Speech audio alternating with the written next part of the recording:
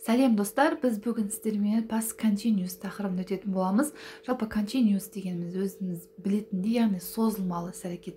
Ал past continuous өткен шақтағы созылмалы іс-әрекет, яғни өткен шақта белгілі бір уақытта аяқталғанын, созыла іске асқанын біз білеміз. Мысалы үшін түрлері бар, қараңыздар. Белгілі бір уақыт аралығында болған созыла аяқталған іс-әрекет. What were you doing at 9 o'clock yesterday? Кеше сағат 9-да сен не істеп жатыр едің? Не істеп жатыр едің, е? Сұрақты қараңыздар. Не істедің? Не істеп жатыр едің, е? Сол кезде сол уақыт аралығында не істегенімізді еске түсіреміз. Мысалы, мен кеше сағат 9-да теледидар қарап жатыр едім.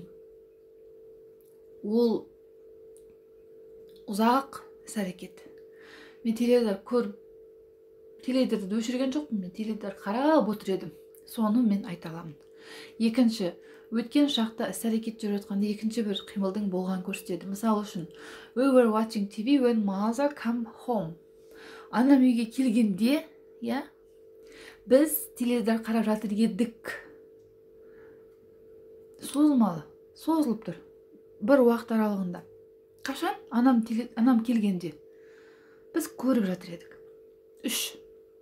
Қатар болып өткен іс-әрекет. I was writing an essay while she was looking through the magazines. Мен эссе жазып отыр едім, ол журналдарды қарап жатқан кезде. Немесе, ол журналдарды қарап жатқан кезде мен эссе жазып отыр едім. Екі әрекет бірден қатар келіп тұр. Созылмалы. Яғни өткен шақта бір уақыт аралығында біреу бір нәрсе істеп жатқан кезде сол уақыттарда созылып аяқталған іс-әрекет. Жалпы бұның формуласы was, were көмек етістіктерменен verb, етістік қосылған ing формасы мен жасалады екен. Қараңыздар, I was working, you were working, яғни Iға was, youға were, they, weға тоже were көмек жетістігі қолданады. Оны біз өттік алдыңғы сабақтарда. I was working at 11 o'clock yesterday.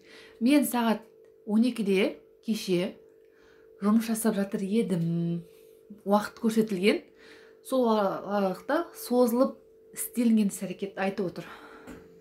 It was working when they were watching TV. Бұл жұмыс жасап жатыр еді. Яғни компьютер немесе сол теледидар жұмыс жасап тұрған еді, олар көріп жатқан кезде. Кейін қазір ол жұмыс жасамай қойды деген сияқты теледидарды.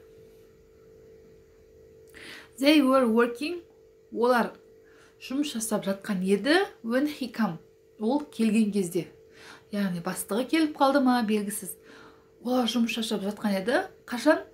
When he come, ол келген кезде. Уақыты бізде белгілі, қашан екені белгілі, сол уақыт аралығында, сол моментте екінші бір жақ іс-әрекет жасап жатқан еді, созылмалы. Negative form. I wasn't working at 11 o'clock yesterday. Мен кеше сағат 12-де жұмыс жасап жатқан жоқ едім. Несе жатуы мүмкін ол? Ол бәлкім ұйықтап жатты, ол бәлкім қыдырып жүрді деген сияқты.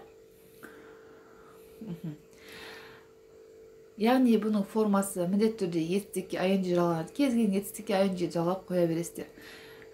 They were not working when he come. Олар жұмыс жасап жатқан жоқ еді, ол келген кезде. Яғни олар демалып отыр еді деген сияқты, түскі ас ішіп отыр деген сияқты мысалдармен келтіре аламыз. Сіздерге түсінікті болды деп ойлаймын. Мына формулаларды жазып алсаңыздар болады. Яғни бұл да негатив форм, болымсыз түрі, яғни ондай болмаған. It wasn't working, she wasn't working. She wasn't working when they are watching TV. Олар теледидар қарап жатқан кезде ол жұмыс жасап жатқан жоқ еді. Ол бәлкім тамақ істеп жатты. She was cooking деген сияқты мысалдармен біз өзгерте аламыз, достар. Қатып қалған қағида жоқ. Осы ережені жаттап алыңыздар. Ал енді сұрақ белгісінде Was he working? at 11 o'clock yesterday. Ол жұмыс жасап жатты ма сағат 12-де? Жауабы қалай болады? Yes, he was. Иә, ол жұмыс жасап жатты. No, he wasn't. Жоқ, жұмыс жасап жатқан жоқ.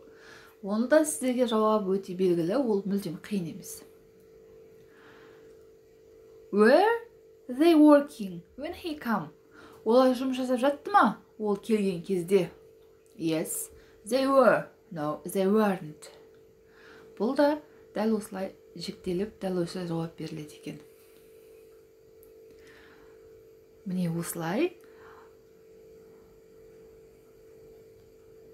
Ал енді достар, осы сөйлемдердің алдына біз мынандай сұраулы сөздерді қоятын болсақ, мысал үшін what, не, when, қашан, where, қайда деген сұраулы сөздерді қоятын болсақ, мысал үшін what were you working? Сен не жасап жаттың? Where were you working? Сен қайда жасап жаттың? Міне, жауабын қараңыз, астында тұр. I was working at home. Мен жұмысты үйде жасап жатқан едім. When they were working. When were they working?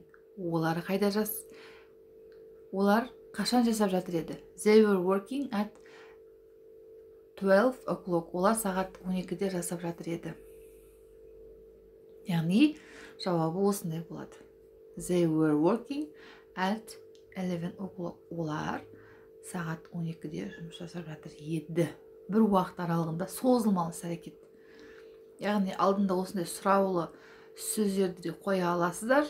Артынан андай тіркестерді тіркеп қоясыздар. Яғни, міндетті түрде сұраулы сөйлемнен кейін көмекші етістік, одан кейін барып есімдік, одан кейін етістікпенен ing формасы қойылады екен. Порядка дейді ғой, ретін сақтап алыңыздар. Сұрақ қойған кезде ретін сақтап алған дұрыс. Ал енді достар, егер past continuous бойынша білімдеріңізді тексергілеріңіз келсе, онда астында сілтеме қалдырып кетемін. Сол жерге кіріп, онлайн тест тапсыра аласыздар. Жауабы бірден шығады. Қатемен жұмыс жасасаңыз да болады. Сілтеме описанияға қалдырып кеттім. Келесі грамматикалық тақырып бізде past perfect. Назардан тыс қалып кетпес үшін менің каналыма тіркеле кетіңіздер. Келесі кездескенше.